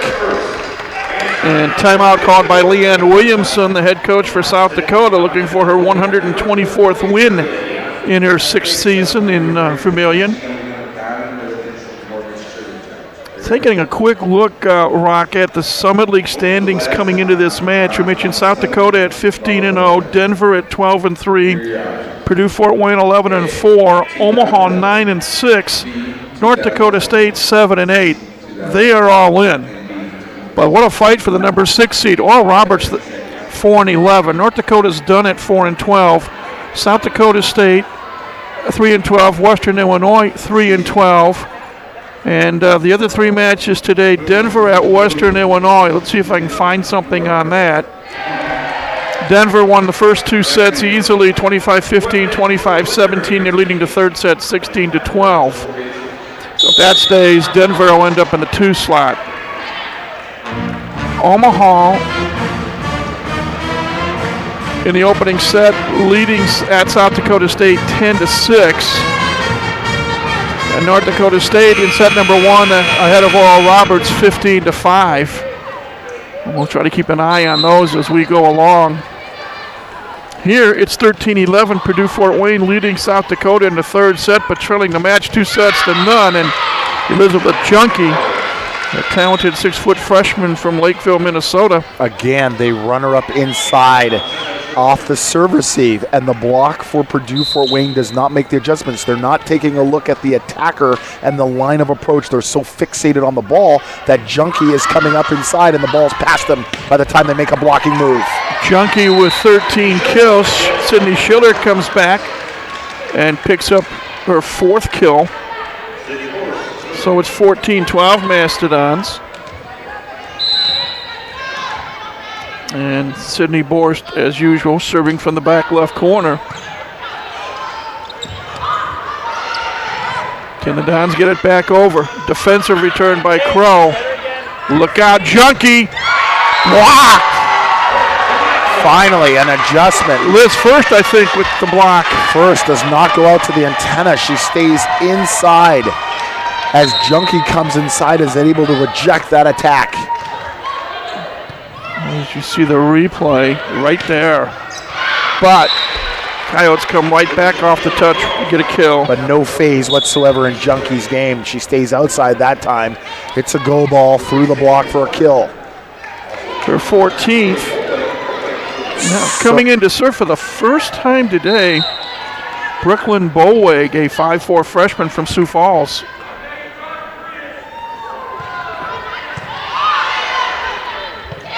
Gates will set up Schiller over a double block. Was it touched or was it long? It's long. And it's now 15-14. Macedon lead just 1. We are about 60% of the way through set number 3. Uh-oh. Huvels gets it across. On the run, Maddie Gates with a big dig. Rasmussen off a Schiller swing.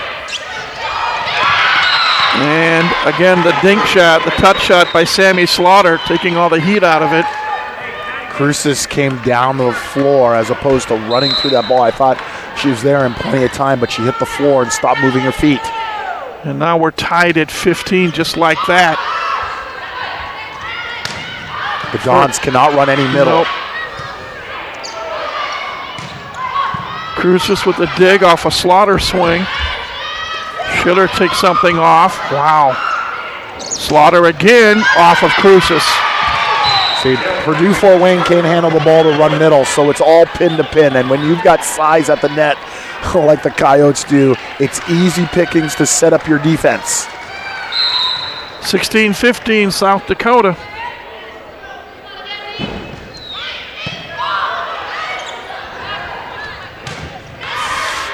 First, dugout. Juergens attacks, but Katie Crow there for the dig. Rasmussen again with the dig the other way. Slaughter blocked by Huvels once. First over a double block off Rasmussen, but kept alive somehow by Boweg, and play continues. Rasmussen digs it out. Weidenfeld dug out by Cruces. What a long rally. Slaughter finally puts it away, or is it long? It is just long and wide right.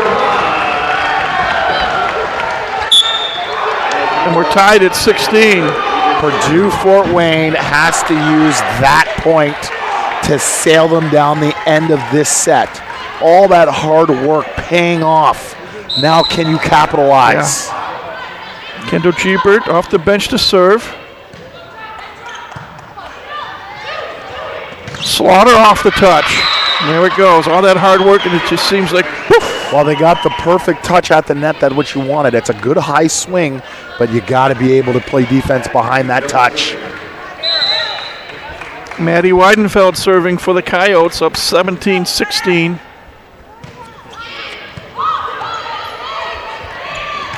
And Huvaz is blocked by Slaughter. What a complimentary player, Sammy Slaughter, the junior. 3rd in kills per set in the Summit League this year. Top 5 in terms of kills on the season. Phenomenal season she's having. Maddie Worster, is it in? Yes, it is. I believe, is that number 12 or number 11? She has had a phenomenal game. Again, you're only limited, though, in that 6'2", that you can only keep her into the rotation 3 times. There's Slaughter, partially blocked. Again, over a double block and off the touch. Worcester and Huvels were there, but they weren't positioned properly. Once inside as an attacker, the second time going against the outside hand. That is smart swinging by Slaughter. 19-17 South Dakota. Flat serve by Juergens. Crow blocked by Lotion. The exclamation mark.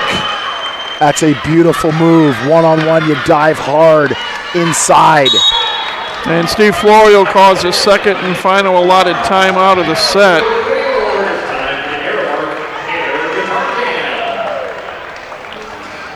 And worked so hard. South Dakota contingency up on their feet on this Sunday afternoon.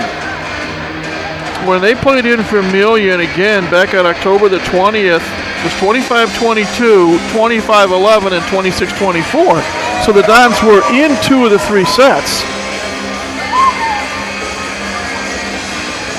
And we see the Chancellor on the screen across the way.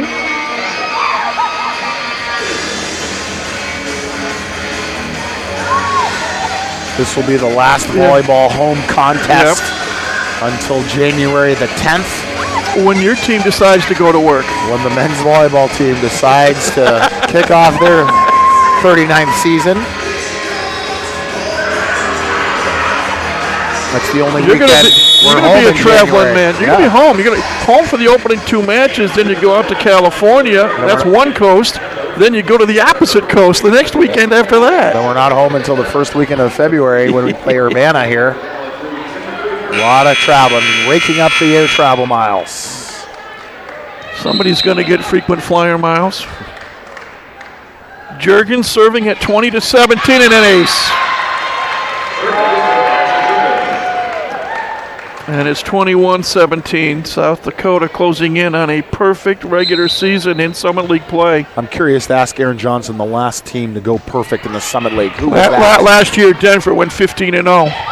So it has been done before. Yes, it was done last year. Slaughter blocked. Huvels might have had help from Maddie Worster as well. Has it been done many times? No.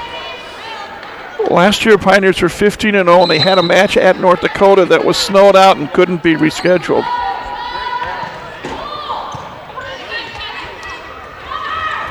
Slaughter over a double block off of Rachel Cruces.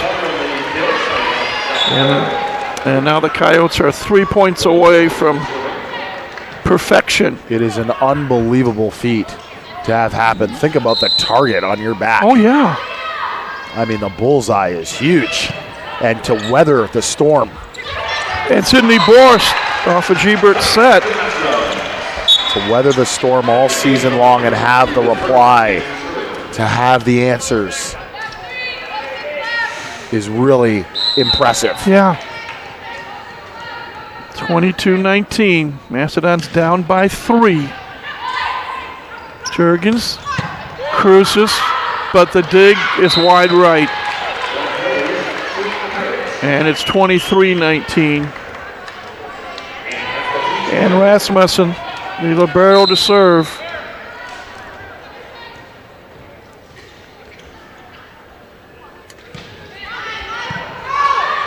Maddie Gates for Sydney Borst, but Rasmussen digs it out.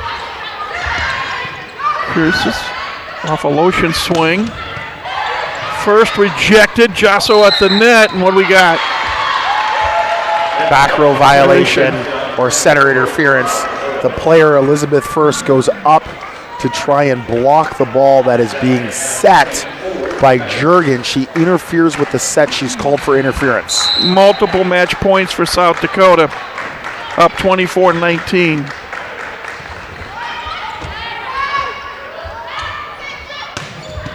Rasmussen off a first swing with a dig. Weidenfeld blocked by Borst.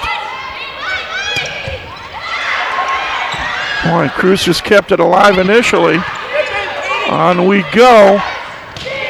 And Junkie off the arm of Rachel Cruces will end the match and give South Dakota a straight set win. They win the third set 25-19, thus winning the match 25-23, 25-17, 25-19. They finish the regular season unbeaten in Summit League play at 16-0.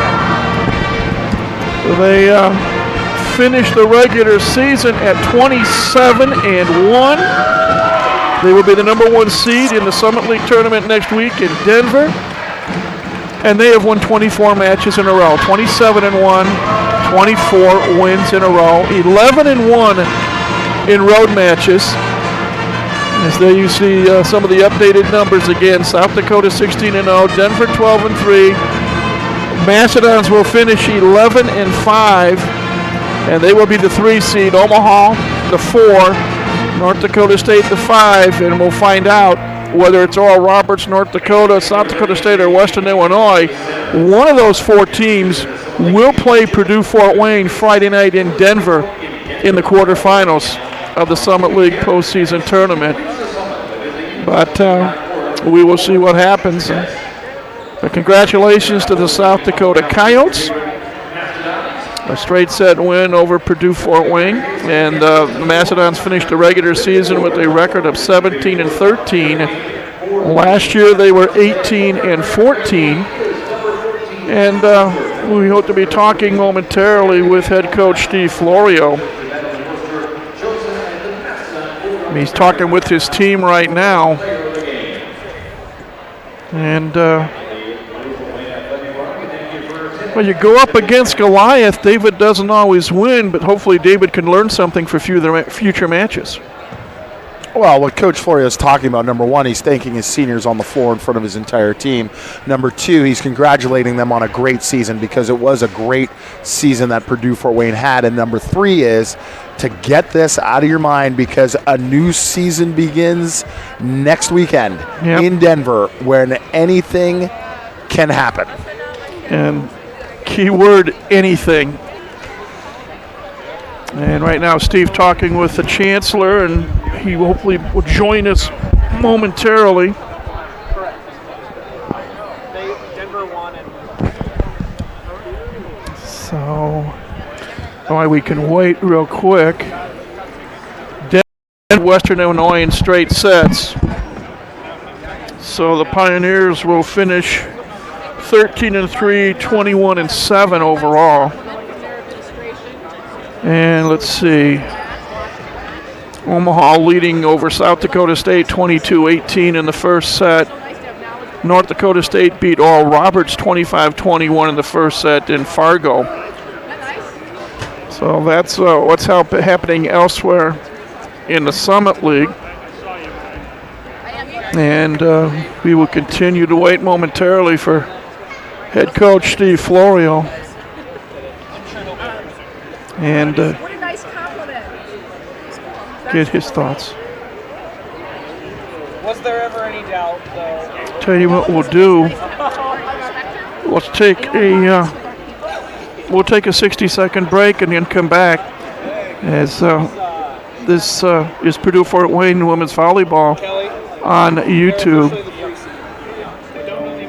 When it comes to breast health, early detection is key. At Lutheran Health Network, we offer mammography services at 9 convenient imaging locations throughout the region. Many locations offer 3D mammograms. No referral necessary. To learn more and schedule your mammogram, visit lutheranhealth.net/mammography. That's life, powered by Lutheran. In its fourth decade, the Summit League continues its ascent through excellence in the classroom and success in the field of play. In cities big and small, at public and private universities, more than 120,000 students across 9 institutions reach for the summit. From academic All-Americans to NCAA champions and nationally ranked teams, Summit League student athletes achieve the pinnacle of success. The Summit League, where tomorrow's leaders reach the summit today. When you need an ER, where do you turn? At Lutheran Health Network, we are ER. We are here for you with 8 convenient hospital locations throughout the region. We are the only area ER with online check-in. Save your spot in line online. To learn more, visit lutheranhealth.net/weareer. Patients are seen in order of severity, therefore your spot may not be guaranteed. In case of a life-threatening emergency, call 911.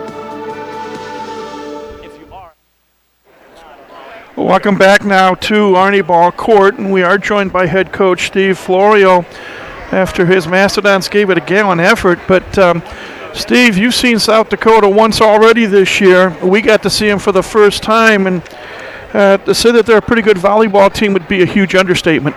Yeah. People look and talk about the arms they have, but I mean, I wonder what stood out to you guys today about them. What do you guys think? Size number 1. Physicality, size, skill, athleticism. It's pretty amazing because it reminds me of playing Lewis University for men's volleyball in our conference. When you have that type of combination, it's one thing that a team might be athletic. It might be different that when a team just has skill. But when you have a combination of so many parts, it's hard to pick and choose where you can attack them, both offensively and defensively. What I told Mike is I thought the first set was the crucial set. I thought that was the set you had to win, carry that emotional energy from senior day and all the celebrations with it. I thought coming down the stretch, the service error out of the timeout by Katie Crow, yet a second service error by Schiller, a couple opportunities in transition to score on the backside, couldn't handle the ball just where you needed it to, and that was the difference. Yep. And you can't give a very good team, if not a great team like South Dakota, that type of look. Absolutely. That's what we talked about. We had them where we wanted them in the first set, and we missed 2 digs. They hit our diggers, and we didn't come up with the ball. We missed those 2 serves, and then we botched a free ball pass. So, a team that good, 39th in the nation, 23 in a row, that doesn't happen by accident. Right. And when you give them 5 things like that, and they only need 2, that's more than enough. So, it just goes to show what's so good about them is that they play great defense, I think. They hit at a high percentage, but they afford their hitters that opportunity to hit the ball. They outdig their opponents as well as outscore them. I mean, that's what's special about them. Like we face a lot of teams that can bang the ball, but they don't do it as well on the other side of the ball as South Dakota does. And so you got to match them, and it's hard to match them.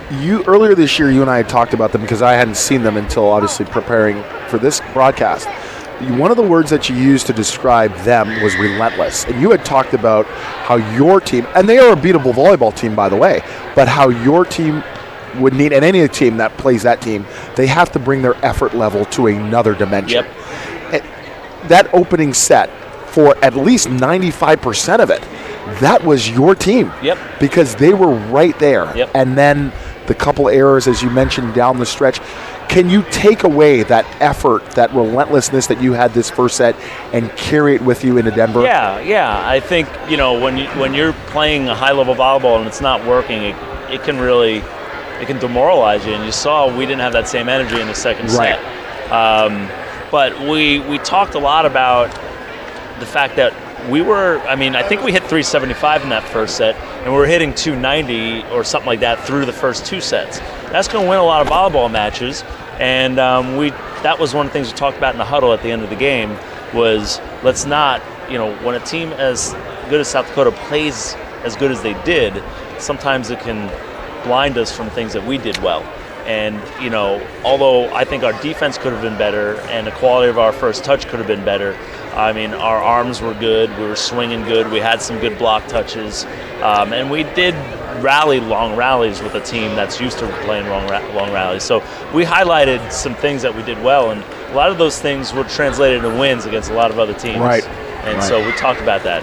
The next time we see these guys will be in the finals. So hopefully by then we're ready to play at that level. 17-13 in the regular season. You were picked to finish fourth, I believe. You finished third. Yep. There are a lot of positives throughout this regular season. Yeah, a lot of positives. I mean, for the most part, we were playing 2 or 3 freshmen at any given time. And to get this level of play at this level of volleyball out of a bunch of newcomers is really good. And we had a transfer setter on the floor every now and then who played at a much lower level last year where she came from, hadn't seen this level of volleyball before. We had some sophomores on the floor this season who didn't play much at all last year. And if you take all that into account and put it into the Summit League, that, you know, things could have been very different. But this is a special group, and they work well together, and they give each other confidence, and they believe in each other, and that's how you get a bunch of freshmen and sophomores with very little experience to play like they have it. And 3 special players, your 3 seniors that were honored before the match. Can you talk a little bit about them and what they meant to your program? Actually, that's what they've done is they've welcomed the new players. They had a vision for the culture they wanted us to have this season. We've always had a good culture as a team, but they had a very specific vision in mind. One where we build each other up, one where everybody feels confident and part of what we're doing, and that was what they wanted to do from day one. And I mean, based on what I just said about, you know, how can you have these young or inexperienced players play with confidence, it's what the seniors have done. They've given the young players on our team, they've made them feel welcome from day one, they've made them believe in themselves from day one, and it's what they've wanted out of this team, and they've got it. They did a really good job establishing this team's culture for what their vision was from day one. From a personal standpoint for you, Steve, how nice was it to see a lot of your former players here today to watch this match? Yes, some of our greats are here, some of our recent graduates are here. It just speaks to the type of culture we have in our program. You know, once a Don, always a Don. You feel welcome from day one, and you stay part of that family. And, you know, that's never changed since the day I stepped foot on this campus 17 seasons ago, when I had alumni who I'd never met treat me like I was part of the family from the first day, men and women alumni. So, you know, that's what you get when you're Don, and when you come back, you get big hugs from me and everybody else, because we're one big family. And it's so unique because you got to play against the daughter of one of our alums on the men's side, Tom Junkie's daughter. What can you say about her in terms of her play? I love the way she plays. I mean, she moves so fast, plays the game with such a high level of intensity. Just like her dad. Yeah, I never got to see him play, but just like your dad. I guess if that's what he played like, I guess he was pretty dang good, huh? Yeah, I mean, that's another freshman who's playing with a lot of confidence. And, yeah, she's a phenomenal player, you know, just relentless type of worker. And I think it's her work ethic that makes her so good. Obviously, she's talented and all, but there's a lot of talented players out there that don't work as hard as she does. Next Friday, the big time now starts. Next Friday. The hard work has been put in. What's your preparation going to be like? Because right now, as of now, you still don't know who your opponent's going to be as the 3rd seed against the 6th seed. How do you prepare? Well, I believe our opponent's Oral Roberts. Am I mistaken?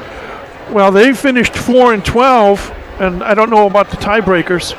Aaron Johnson is saying not for sure yet. Okay. But if it is.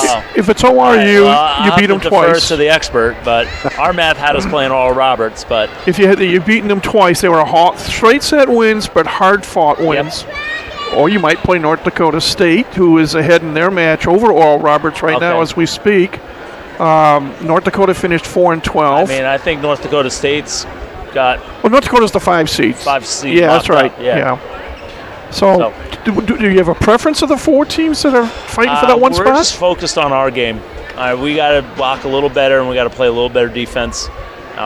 than we did today. And if we can do that and we can bring the offense we brought today, I mean, we're going to be in good shape no matter who we draw, top to bottom. Congratulations on a tremendous season with so many young players, as you say, new players and so forth. You finished third. You were picked to finish fourth. And now you can get ready for the second season as it is. Safe travels to Denver. Have some fun and shock the world. Thanks. Appreciate it, guys. And may I say, congratulations on a great year. And this will be paramount moving forward into the Horizon League. What you have done here this last couple of seasons, to be quite frank with you, in terms of the recruitment of the certain players that you're looking forward to, where it's not just about an individual, it's about a group of ladies. And I think it showed a lot throughout the course of the season this year. Your team was really fun to watch. I can't wait for next year with the Horizon League, because I get to go on the road and watch them and spend a weekend with you guys. So congrats on a great year and good luck in Denver. Thanks, guys. Appreciate it. Head coach Steve Florio and his thoughts on this match today. So true. And also on the season in general. Rock, I think they gave you a final sheet someplace. It's right here, Michael. And ta-da! Ta-da, there you go. Well, I got one too. For some strange reason, they gave me one. 55-40, the edge for South Dakota in kills today. They also led in assists 54-39.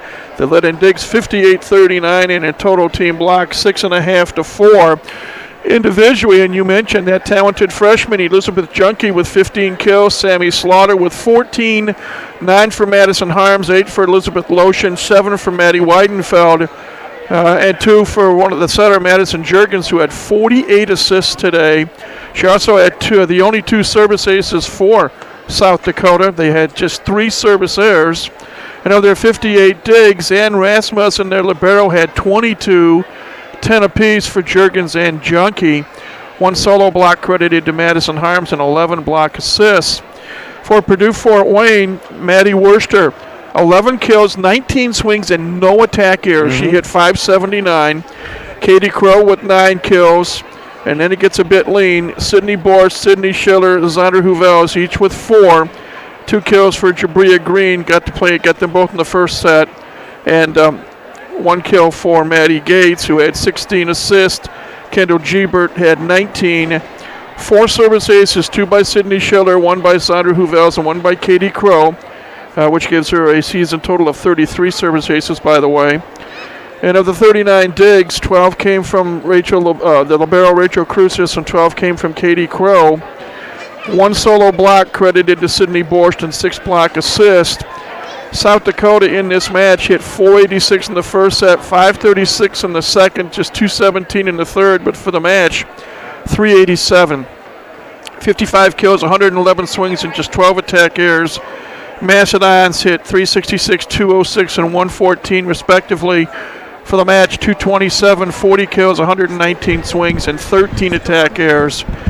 18 ties in this 3-set match, including 9 in the third set, 7 lead changes. But all in all, 521 fans saw an awfully good volleyball team play here today in Fort Wayne.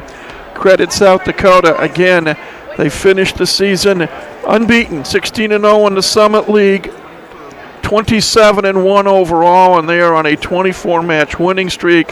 Purdue Fort Wayne finishes 11-5 in the Summit League and 17-13 overall heading into tournament play. One last look at the other matches in the Summit League. Again, North Dakota State won the first set over Oral Roberts 25-21. They lead the second set 12-10. Bison are already in the tournament as the number 5 seed. South Dakota State taking on Omaha. Mavericks won the first set 25-20, but the Jackrabbits leading the second set 13-9. And Denver, a straight set win at Western Illinois, winning 25-15, 25-17, and 25-21. So the Pioneers will be the 2 seed going into the tournament next week in Denver. And see if I can get Rock one more time as he's talking. Sorry to stop you talking with Denny Johnson and Mark Franke. I'm talking with 2 legends. I know. Mark Franke and Denny Johnson. Where's El Guapo? This is the reason why I played volleyball for so long. Where is El Guapo when we need it? El Guapo's retired, Michael. They're retired. But before I'll let you go back Yes. to talk with Amarok, one last thought on this match and this season for Purdue's women's team. Great season for Purdue Fort Wayne. Finished third. There's just a big discrepancy right now between them and South Dakota. But they can play with Denver.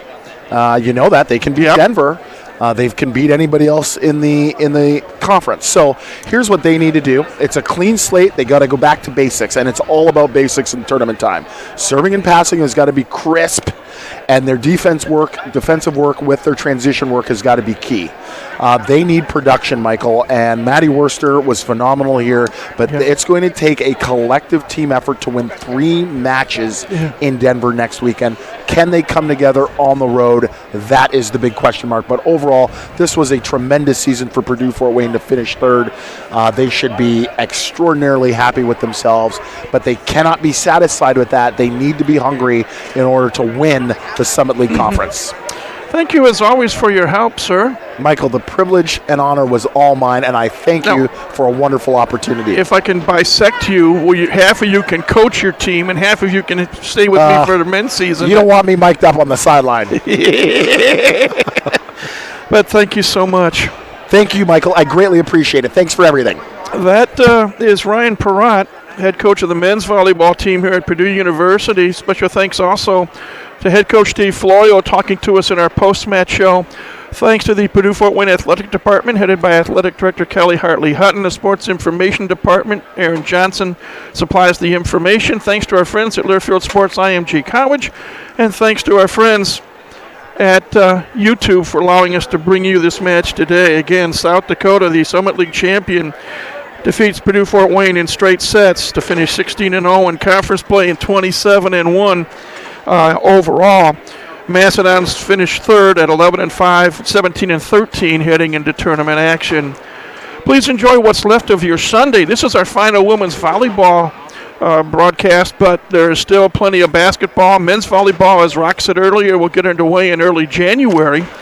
But our next women's basketball broadcast will take place on Thursday night right here at Arnie Ball Court, as the women's team will host Southeast Missouri State. Tip-off at 7 o'clock will come on the air at 6:55.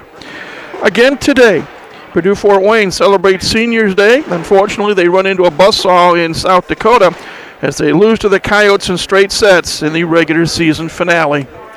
This has been coverage of Purdue Fort Wayne women's volleyball. Thank you so much for joining us. Have a great day as we say good afternoon to one and all from Arnie Ball Court here inside the Hilliard Gate Sports Center on the campus of Purdue Fort Wayne University in Fort Wayne, Indiana.